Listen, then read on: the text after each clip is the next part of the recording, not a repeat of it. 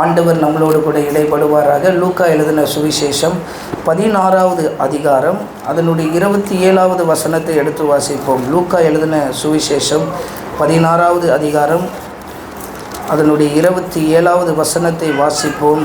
தன் சிலுவையை சுமந்து கொண்டு லூக்கா 16 Luke chapter 16 verses 27.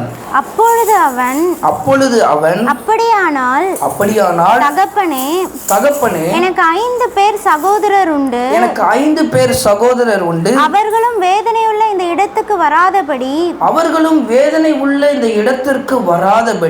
அவன் போய் அவர்களுக்கு சாட்சியாக அறிவிக்கும் பொருட்டு. இந்த சம்பவத்தை குறித்து நான் ஏற்கனவே சொல்லியிருக்கிறேன். 2 மனிதர்கள் இருக்கிறாங்க அந்த பூமியில். ஒன்று ஐஸ்வர்யவானாகிய பணக்காரன், 2வது மரித்த லாசரு என்கிற தரித்திரன். இதில் ஐஸ்வர்யவான் என்ன செய்கிறான் என்றால், அவன் 2 பேரும் மரித்து போகிறாங்க. ஐஸ்வர்யவான் அவன் பாதாளத்துக்கு நரகத்துக்கு போனவனாக இருக்கிறான். ஆனால் மரித்த லாசருவோ பரலோகத்தில் ஆபிரகாமுடைய மடியிலே அவன் வாசம் பண்ணுகிறவராக இருக்கிறான். இந்த ஐஸ்வர்யவான் நரகத்திலிருந்து பரலோகத்தை நோக்கி பார்க்கும்போது பூமியில் பார்த்த இந்த மனுஷனை அங்கே பார்க்குறான். இவன் பூமியில் தரித்திரனாக இருந்தவன் இன்னைக்கு ஆபிரகாம் மடியில் பரலோகத்தில் இருக்கிறான். இவன் நரகத்தில் இருக்கிறான். அப்போ அவனுக்கு என்ன தோணுது? நானும் அங்கே போகணும்னு தோணுது. அப்போது அங்கே சொல்லப்படுகிறது, நீ அங்கேருந்து இங்கே வர முடியாது.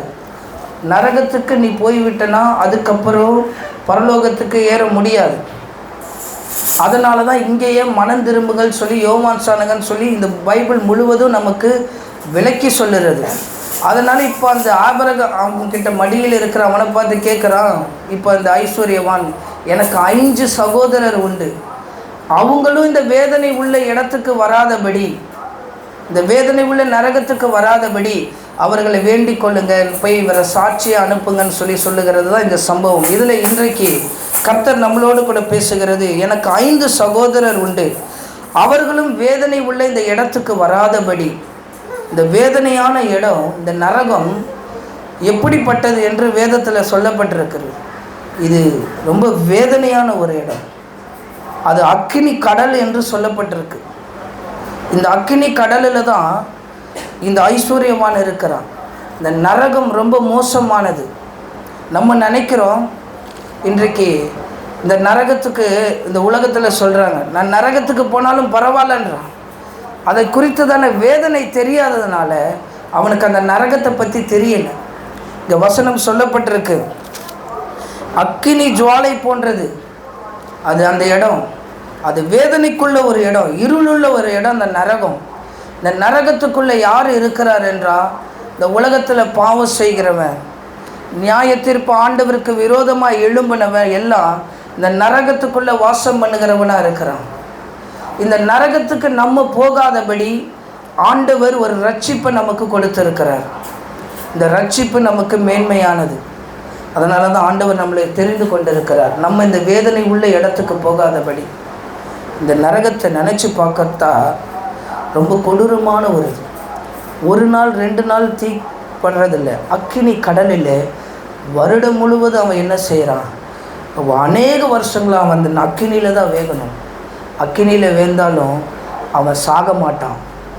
அவனுக்கு சாவு கிடையாது. ஆனால் சாகாமல் அந்த வேதனையும் வலியும் அவனால் அனுபவிக்க முடியும். இந்த ஐஸ்வர்யவான் சொல்கிறான், இந்த தரித்திரன் பரலோகத்தில் இருக்கிறத பார்த்து அவன் விரலை தண்ணியில் தொட்டு எனக்கு ஒரு சொட்டாச்சு ஊற்றுங்கன்றான். இப்படி அந்த வேதனை உள்ள இடத்துக்கு நம்மளுடைய ஜனங்கள் போயிடக்கூடாது, நம்மளுடைய ஆத்துமாக்கள் போயிடக்கூடாது, நம்மளுடைய உறவினர்கள் போயிடக்கூடாது. அதை தான் இங்கே ஸ்டேட்மெண்ட்டாக இந்த ஐஸ்வர்யவான் சொல்லுகிறான், எனக்கு 5 சகோதரர்கள் உண்டு, அவர்களும் வேதனை உள்ள இந்த இடத்துக்கு வராதபடி. இந்த வேதனை உள்ள இடத்துக்கு நம்ம போக மாட்டோம். ஆண்டவர் நம்மளை தெரிஞ்சு கொண்டுக்கிட்டார். ஆனால் எத்தனை பேரோ இருக்கிறாங்க.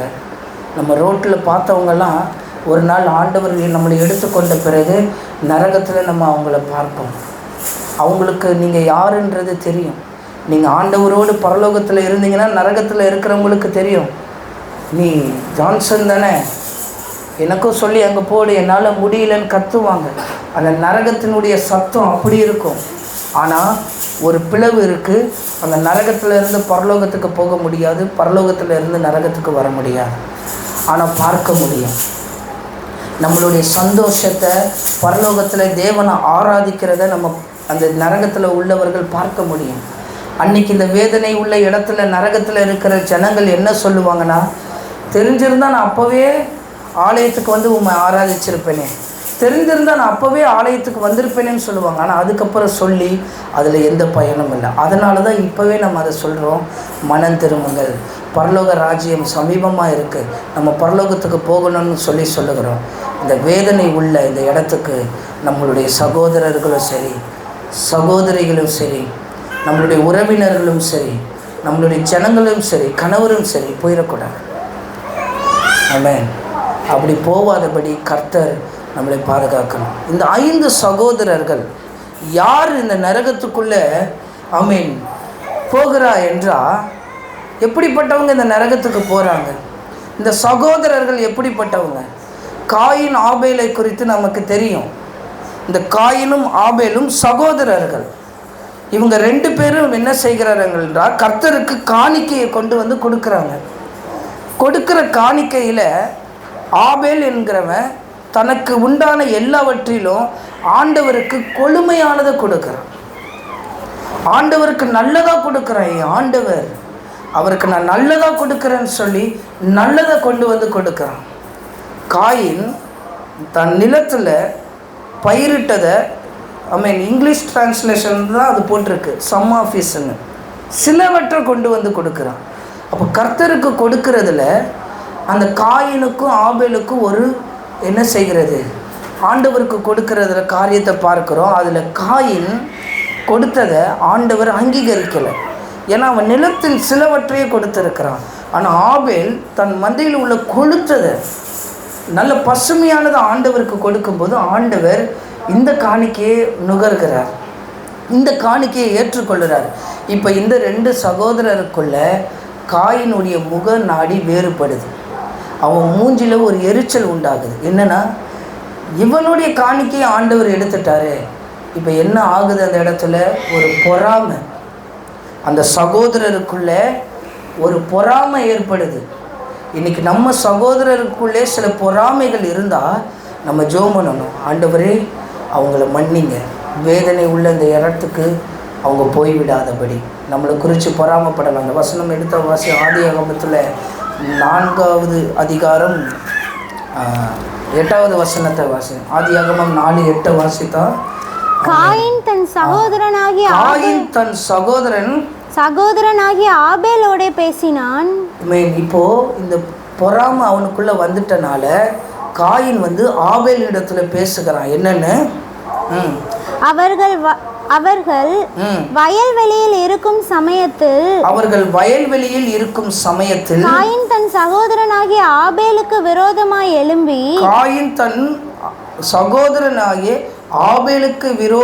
எழும்பி அவனை கொலை செய்தான். இன்னைக்கு சகோதரருக்குள்ளே கொலை செய்கிற எண்ணங்கள் உடைய சகோதரர்கள் இந்த பூமியில உண்டு. கொலை செய்கிறவங்க இந்த பூமியில் உண்டு. பொறாமை கொள்ளுகிறவங்க இந்த பூமியில் உண்டு. பெரிய காரியம் இல்லை, ஒரு எரிச்சல். ஏன் காணிக்கையே எடுக்கலையே, இவன் காணிக்கையை ஆண்டவர் எடுத்துட்டாருன்னு சொல்லி ஒரு எரிச்சல். இப்படிப்பட்ட சகோதரர்கள் நமக்கு உண்டு. அவங்க நம்ம மேலே பொறாமைப்படுகிறாங்க, எரிச்சல் படுகிறாங்க. கொலை செய்கிறதுக்கு நோக்கமாக இருந்தாலும் அவங்க மேலே நம்ம கோபப்படக்கூடாது. அந்த வேதனை உள்ள இடத்துக்கு இப்படிப்பட்ட சகோதரர்கள் போயிடக்கூடாது. என் மேலே அவன் பொறாமப்படுறான், வேதனை உள்ள இடத்துக்கு போயிடக்கூடாது. என் மேலே அவன் எரிச்சல் படுறான், ரொம்ப எரிச்சலாக இருக்கு அவனை பார்த்தாலே, வேதனை உள்ள அந்த இடத்துக்கு அந்த சகோதரர்கள் போயிடக்கூடாது. ஆமென். அந்த காயின் தான் சகோதரர் இடத்துல பொறாமப்பட்டதுனால ஆண்டவர் ஒரு சாபத்தை கொடுக்குறார், அது வேறு காரியம். இப்படிப்பட்ட சகோதரர்கள் வேதனை உள்ள அந்த இடத்துக்கு போயிடக்கூடாது. முதல் சகோதரரை குறித்து நான் சொல்லியிருக்கிறேன். இந்த காயினுக்கும் ஆபேலுக்கும் உண்டான பொறாமை நிமித்தம், எரிச்சலின் நிமித்தம் கொலையில் கொண்டு போய் முடிந்தது.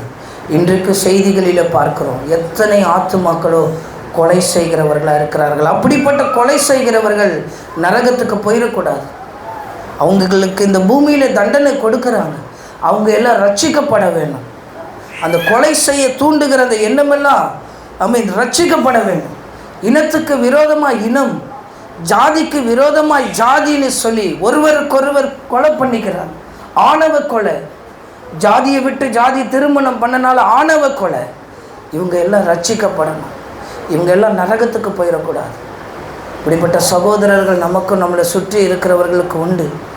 வேதனை உள்ள அந்த இடத்துக்கு போயிடக்கூடாது.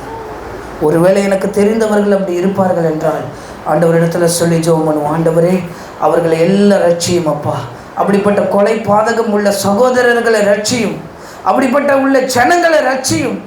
உங்களை எல்லாரையும் கர்த்தர் ரட்சிப்பீராக. வேதனை உள்ள அந்த இடத்துக்கு போகாதபடி ஆண்டவர் பாதுகாப்பீராக. ரெண்டாவது ஒரு சகோதரரை குறித்து பார்ப்போம். கோராகு புத்திரர் சொல்லி ஒரு சகோதரர்கள் இருக்கிறாங்க. என்னாகமத்தின் புஸ்தகம் 16:11 வாசித்தாங்க. இந்த கோராகின் புத்திரர் என்ன செய்கிறார் என்றால், மோசைக்கு விரோதமாக அவங்க கலகம் செய்கிறவர்களாக இருக்கிறாங்க. கலகம் பண்ணுகிற ஆவியுடைய ஜனங்கள். இந்த வசனத்தை வாசிப்போம். இதற்காக நீயும் உன் கூட்டத்தார் அனைவரும் கோராகும் உன்னுடைய கூட்டத்தார் அனைவரும் கர்த்தருக்கு விரோதமாகவே கூட்டம் கூடினீர்கள். ஆரோனுக்கு விரோதமாக நீங்கள் முறுமுறுக்கிறவர்கள் அவன் எம்மாத்திரம் என்றான். இந்த கோராகு புத்திரனுடைய ஆவியும் இன்றைக்கி நம்ம சகோதரர்கள், நம்ம பார்க்குற ஜனங்கள் இடத்துல உண்டு. கர்த்தருக்கு விரோதமாக முறுமுறுக்கிற ஜனம், ஆண்டவருடைய மோசேயை நோக்கி எதிர்க்கிற ஜனம். இந்த எதிர்க்கிற ஜனம், இந்த முறுமுறுக்கிற ஜனம் ரட்சிக்கப்பட வேணும். இவர்களும் வேதனை உள்ள இந்த இடத்துக்குள்ளே போயிடக்கூடாது.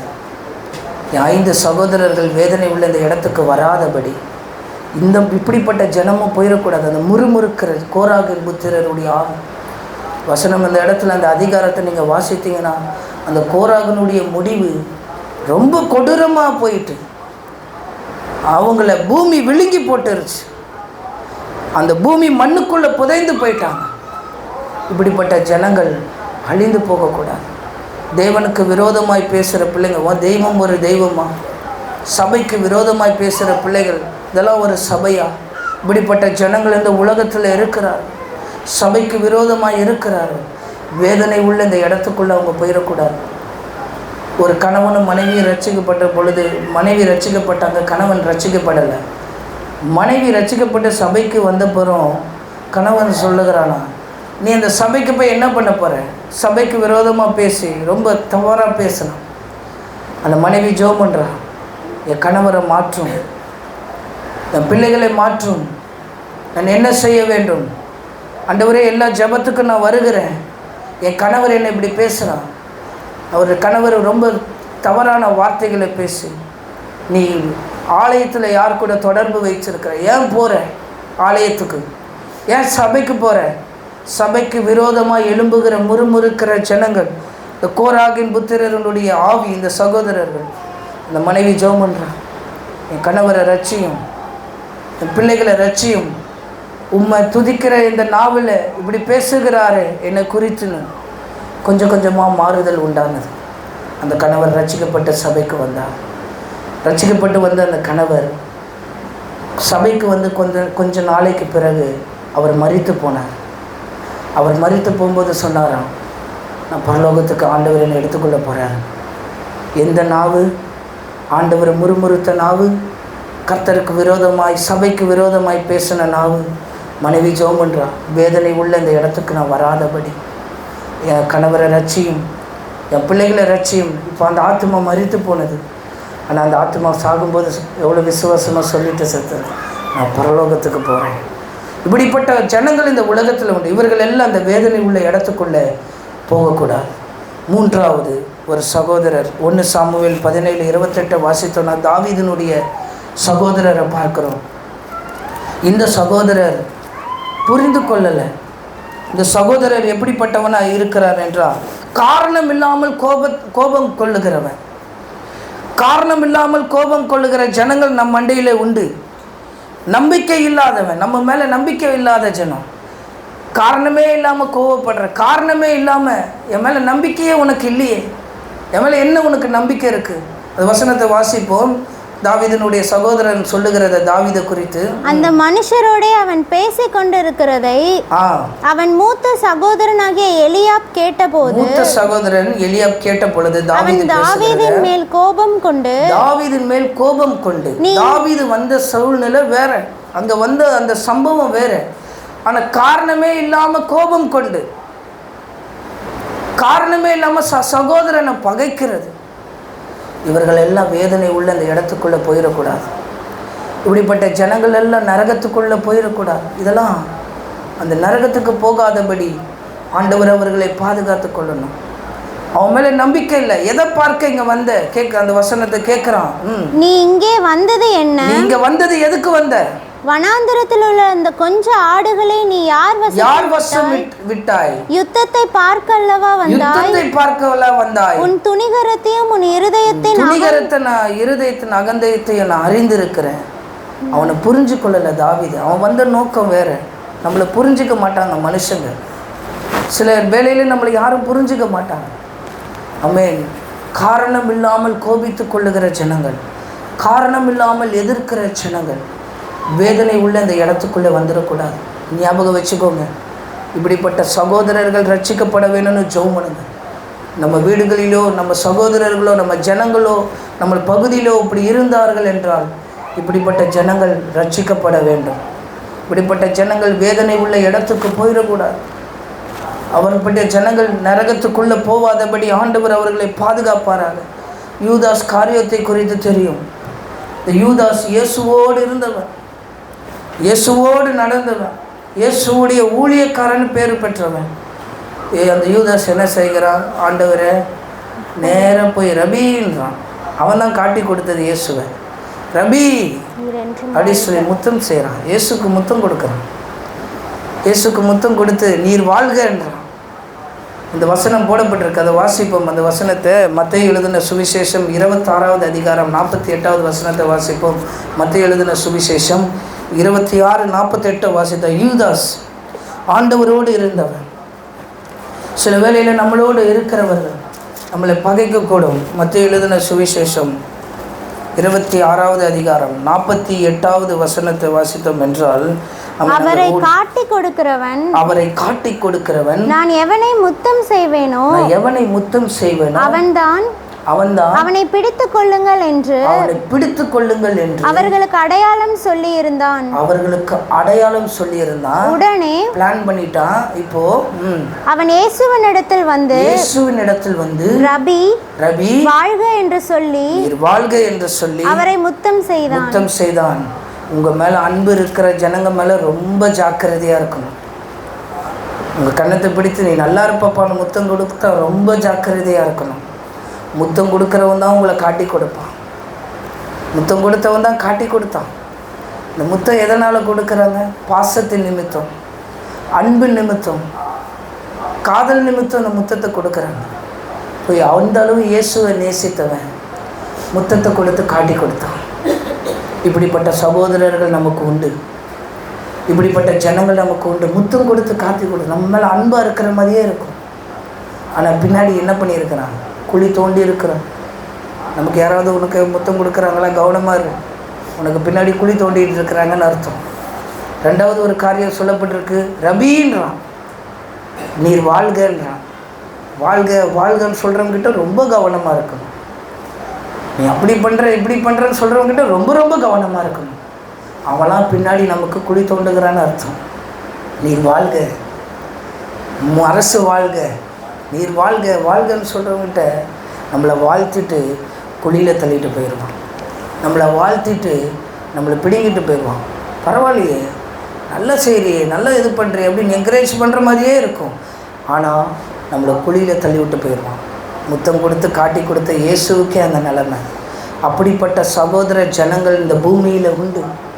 வேதனை உள்ள இந்த இடத்துக்குள்ளே அந்த சகோதரர்கள் போயிடக்கூடாது.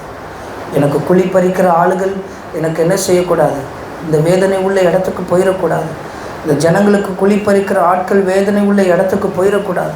இவர்கள் எல்லாம் ரட்சிக்கப்படணும். அதை தான் இந்த ஐஸ்வர்யவான் சொல்லுகிறான், எனக்கு 5 சகோதரர்கள் உண்டு. நம்ம ஒரு 4 சகோதரர்களை பார்த்துட்டோம், அவங்களுடைய கேரக்டர்ஸை. 5வது ஒரு சகோதரர் உண்டு, சவுல். இந்த சவுல் என்ன செய்கிறான் என்றால், கிறிஸ்துவத்தை துன்புறுத்துறது தான் அவனுடைய வேலை, கிறிஸ்துவத்தை வேதனைப்படுத்துறது தான் அவனுடைய வேலை. இப்படிப்பட்ட ஜனங்கள் இன்றைக்கு பல காரியத்தில் இன்றைக்கு இருக்கிறாங்க. அது கட்சின்ற பேரில் வெளிப்படுகிறாங்க. கிறிஸ்தவத்தை துன்புறுத்துகிற ஜனங்கள் வேதனை உள்ள இந்த இடத்துக்குள்ளே போயிடக்கூடாது. சவுல் ஜனங்களை துன்புறுத்துகிறான், கொலை செய்கிறான். கூடி ஜெபித்தா கொலை செய்கிறான், கூடி ஜெபித்தா அடிக்கிறான். இப்படிப்பட்ட சவுலை ஆண்டவர் ஒரு காலத்தில் பவுலாய் மாற்றுகிறார், ரட்சிக்கிறார். ஆனாலும் அந்த சவுலனுடைய ஆவி இன்றைக்கும் கிரியை செய்கிறது. ஜெபிக்கக்கூடாதபடி, சபை நடத்தக்கூடாது, இங்கே நீ சண்டே கிளாஸ் எடுக்கக்கூடாது, சபை நடத்தக்கூடாது. இப்படிப்பட்ட எதிர்க்கிற ஜனங்கள் உண்டு, ஊழியத்தை எதிர்க்கிற ஜனங்கள் உண்டு. அவர்களெல்லாம் வேதனை உள்ள இந்த இடத்துக்கு போயிடக்கூடாது. அவங்கள இந்த வேதனை உள்ள இடத்துக்கு போகாதபடி அவங்கள ஆண்டவர் ரட்சிக்கணும், ஆண்டவர் அவங்களெல்லாம் மீட்டுக்கொள்ளணும். எவ்வளோ ஒரு சந்தோஷம்! எதிர்க்கிற ஆள் சபையில் வந்து ஆராதிக்கும் போது எவ்வளோ ஒரு அதிசயம்! சவுல் இந்த ஜனங்களை எதிர்க்கிறான், ஆண்டவர் அவங்கள ரட்சிக்கும் போது அவன் வந்து ஆண்டவர் ஆராதிக்கிறான். அதை பார்க்குற சந்தோஷம் எவ்வளோ பெரிய ஒரு சந்தோஷம்! ஆண்டவர் கேட்குறாரு, நீர் யார் என்று அவன் கேட்கும்போது, நீ துன்பப்படுத்துகிற இயேசு நானே. இயேசுவை துன்பப்படுத்துகிற ஜனங்கள் உண்டு. இந்த ஜனங்கள் எல்லாம் வேதனை உள்ள இந்த இடத்துக்குள்ளே வந்துடக்கூடாது. இந்த ஜனங்களுக்காக ஜெபிக்கும். இந்த ஐஸ்வர்யவான் சொல்கிறான், எனக்கு இப்படிப்பட்ட சகோதரர்களாக எனக்கு இருக்கிறாங்க, இவங்க எல்லாம் வேதனை உள்ள இந்த நரகத்துக்குள்ளே வராதபடி சாட்சியாக இந்த லாசருவை அனுப்பிவிடுன்னு. அதற்கு ஆபிரகாம் சொல்கிறான், அவர்களுக்கு மோசே உண்டு, தீர்க்கதரிசி உண்டு, ஊழியக்காரர்கள் உண்டு, பாஸ்டர்ஸ் உண்டு, ஊழிய செய்கிற பிள்ளைகள் உண்டு. அவங்க சொல்லுவாங்க. நரகத்தில் இருந்து தான் போய் சொல்லணும்னு இல்லை, பரலோகத்தில் இருந்து தான் வந்து இது பரலோகம், நீங்கள் இப்படி செய்யாதீங்கன்னு உண்மையை சத்தியத்தை போதிக்கிற மெய்ப்பன் பாஸ்டருடைய வார்த்தையே இந்த ஜனங்களால் கேட்க முடியலனா எப்படி பரலோகத்திலிருந்து வந்த ஒரு மனுஷனுடைய இடத்த செய்தியை எப்படி கேட்க முடியும்? அதற்காக தான் கர்த்தர் நம்மளை அழைத்து இருக்கிறார். ஆண்டவரை பற்றி சொல்லுங்கள், இந்த இயேசு ரொம்ப நல்லவர்னு சொல்லுங்கள். இந்த இயேசு ரொம்ப ரொம்ப நல்லவர். நம்ம வாழ்க்கையில் அவர் மாற்றத்தை கொண்டு வருகிறவர். வேதனை உள்ள இந்த இடத்துக்கு போய்விடக்கூடாது. என் குடும்பத்தில் இன்றைக்கும் எங்கள் தகப்பனாருடைய குடும்பத்தில் இந்துவில் இருக்கிறவங்க இருக்கிறாங்க, வேறு மதத்தை சார்ந்தவங்க இருக்கிறாங்க. அவங்கெல்லாம் வேதனை உள்ள இந்த இடத்துக்கு போயிடக்கூடாது. இந்த 5 பேர் ரட்சிக்கப்படணும். ஒரு 5 பேரை நீங்கள் தேர்ந்தெடுங்க, ஒரு 5 பேரை நீங்கள் தேர்ந்தெடுங்க. இந்த 5 குடும்பம் இல்லைன்னா இந்த 5 நபர், இந்த 5 நபரை நீங்கள் தேர்ந்தெடுத்து இந்த 5 சகோதரர்கள் வேதனை உள்ள இந்த இடத்துக்கு வராதபடி அவர்களை ரட்சியும் சொல்லி நீங்கள் ஜெபம் பண்ணுங்க. அவங்க வாழ்க்கையில் ஒரு மாற்றத்தை கர்த்தர் உண்டு பண்ணுவார். இலங்கையில் ஊழியம் செய்கிற நம்ம ஸ்தாபனத்தினுடைய பாஸ்டர் ஒருத்தர் ஒரு திட்டத்தை கொண்டு வந்தார். 5 நபர் வேதனை உள்ள இந்த இடத்துக்கு போகக்கூடாதுன்னு சொல்லி இந்த 5 நபரை எழுதி ஜெபம் பண்ணிக்கிட்டே இருந்தார். அந்த 5 நபரும் சபைக்கு வர ஆரம்பித்தாங்க. அதில் அவர் ஜெபம் பண்ண, அவர் சாட்சியாக சொன்ன ஒரு காரியம், மேயருக்காக ஜெபம் பண்ணார், அரசாங்க அதிகாரிக்காக. அந்த அதிகாரி இவரை எதிர்க்கிறவர். அவர் அப்பவும் ஜெபம் பண்ணிக்கிட்டே இருந்தாராம். ஒரு நாள் அந்த மேயர் கூப்பிட்டு, பாஸ்டர் நீங்கள் எனக்காக ஜெபம் பண்ணுங்க, நான் எலெக்ஷனில் நிற்கிறேன்னு. அவர் ஜெபம் பண்ணும்போது எலெக்ஷனில் ஜெயித்தாராம். அதுக்கப்புறம் பாஸ்டர் என் ஃபேமிலிக்காக வந்து ஜெபம் பண்ணுங்க, இப்படி சொல்லி அந்த மேயர் ரட்சிப்படைய ஏதுவாக இருந்தது. ஒரு போலீஸ்கார் அவரை எதிர்த்துக்கிட்டே இருந்தாராம். அவரை எதிர்த்தவரை வேதனை உள்ள இந்த இடத்துக்கு வராதபடி, இந்த கோரேக புத்திரர் மாதிரி, இந்த கர்த்தரை எதிர்க்கிற ஜனங்கள் மாதிரி அவர் வேதனை உள்ள இந்த இடத்துக்கு இவங்க போகக்கூடாது, ரட்சியும் ரட்சியும் ஜெபம் பண்ணும்போது அந்த போலீஸ்கார் ரட்சிக்கப்பட்டாராம். அவரே வந்து, பாஸ்டர் ஒரு கேஸ் காணோம், அந்த கேஸை கண்டுபிடிக்க முடியலை, நீங்கள் ஜெபம் பண்ணுறீங்களா, இயேசு கண்டுபிடிப்பாருன்னு சொல்லி சாட்சியாக வந்து ஜெபம் பண்ணுங்கன்னு சொன்னாராம். அப்படி ஜெபம் பண்ணுறதுக்கு தேடி வருகிறவர்களாக மாற்றினாங்க. நீங்கள் ஒரு 5 பேரை தேர்ந்தெடுங்க. இன்றைக்கு நீங்கள் தான் அந்த மரித்த லாசருவாக எடுத்துக்கொள்ளுங்க. மரித்து போய் இருக்கிற நீங்களும் நரகத்துக்கு போக வேண்டிய நம்மளை ஆண்டவர் அழைத்து தெரிந்து வைத்திருக்கிறார். நீங்கள் அந்த 5 பேரை தேர்ந்தெடுங்க. இன்றைக்கி ஒரு 5 குடும்பமாக 5 குடும்பம்னாலும் சரி 5 நபர்னாலும் சரி மறக்காதீங்க. அந்த 5 பேரை எழுதி வச்சு ஜெபம் பண்ணுங்க. அந்த 5 பேரை ரட்சியும். அவங்க பேர்களை சொல்லி தினைக்கும் ஜெபம் பண்ணுங்க. நீங்கள் பண்ணிக்கிட்டே இருங்க. ஒரு நாள் வரும்போது அந்த 5 பேர் மனம் திரும்பி யாராவது ஜெபம் பண்ணுற இடத்துக்கு கூட்டிகிட்டு போகணும் உங்ககிட்ட சொல்லுவாங்க. ஆண்டவர் அப்படி மாற்றுவார். அதான் வேத வசனம் சொல்லப்பட்டிருக்கிறது.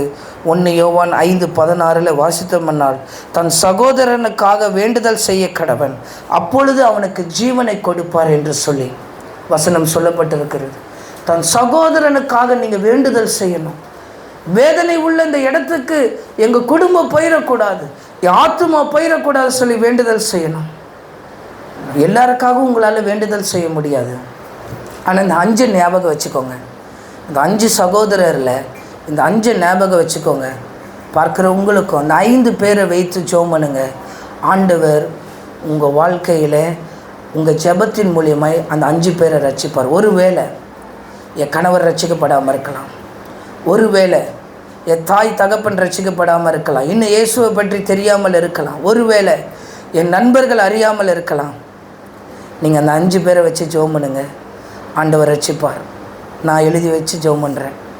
அந்த கார்டு இருந்தால் போகும், இப்போ உங்களுக்கு கொடுப்பாங்க, நீங்கள் எழுதிக்கோங்க. இதில் அந்த 5 பேர் இருக்குது. நான் எழுதியிருக்கிறேன் பாருங்கள். 5 பேர் தினைக்கும் காலையில் அதிகாலையில் நான் நடந்து போகும்போது எனக்கு தோணும் போதெல்லாம் இந்த 5 பேரை எழுதி நான் ஜெபம் பண்ணுறேன்.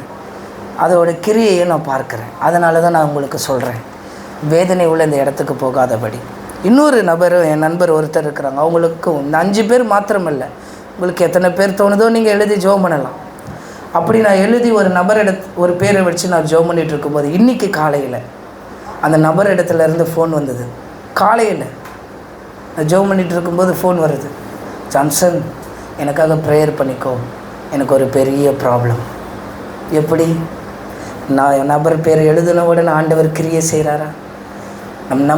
நண்பர்களுக்காக ஜெபிக்கும்போது ஆண்டவர் கிரியை செய்வார். நான் சொன்னேன், நான் ஜெபம் பண்ணுவேன், எல்லாம் செய்வேன், ஆண்டவர் உனக்கு பிரச்சனைலாம் மாற்றிருப்பார், நீ மனம் திரும்புறியான்னு கேட்டேன்.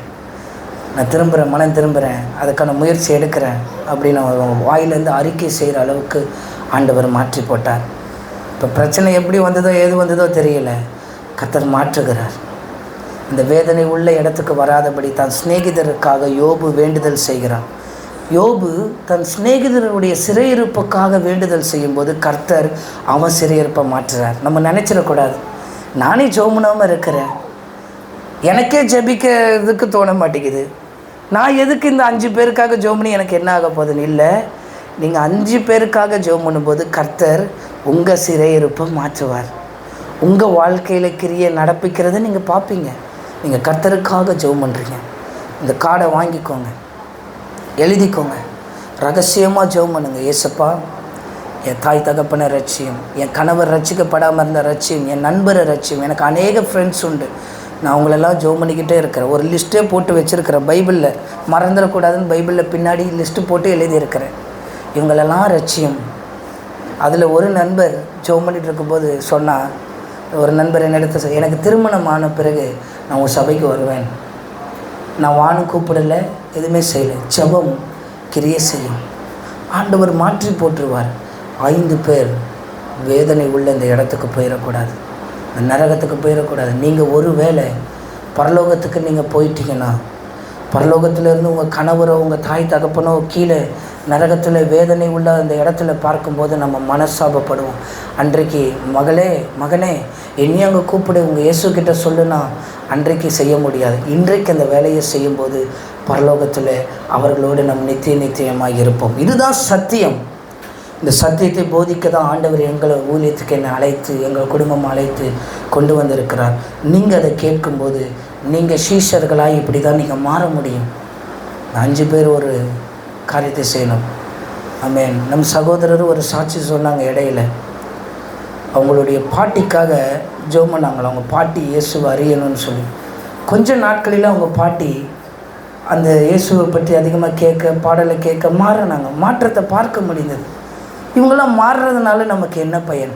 பரலோகத்தில் போக போகிறாங்க. ஆண்டவர் உங்களை குறித்து சந்தோஷப்படுவார், உங்கள் வாழ்க்கையில் அற்புதத்தை செய்வார். இந்த வேதனை உள்ள 5 நபருக்காக நம்ம ஜெபிக்கணும். ஆண்டவர் அவங்கள சபையில் கூட்டிகிட்டு வாங்க, அந்த சபையில் கூட்டிகிட்டு வாங்க ஏசப்பா, அவங்க 5 பேரை ரட்சிங்க, வேதனை உள்ள நரகத்துக்கு போகக்கூடாது. நீங்கள் ஜெபம் பண்ணுங்க, இந்த வார்த்தையை மாத்திரம் சொல்லுங்கள்.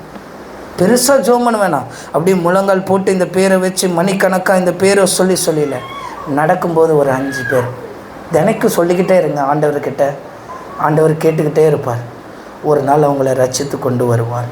அதே போல் உங்கள் வாழ்க்கையிலும் ஆண்டவர் நீங்கள் யாருக்காக ஜெபிக்கிறீங்களோ அவங்களுக்காக ஆண்டவர் உதவி செய்வார். அவங்கள மாத்திரமல்ல, உங்கள் வாழ்க்கையை ஆண்டவர் மாற்றுவார். இதுதான் நம்ம ஆண்டவர். கண்களை மூடி நம்ம ஜெபிப்போமா? இந்த 5 நபரை மனசில் வச்சுக்கோங்க. நீங்கள் யாருக்கு வேணால் ஜெபிக்கலாம். இந்த 5 நபர் மனசில் வச்சுக்கோங்க. ஆண்டவரே, வேதனை உள்ள இந்த இடத்துக்கு போகாத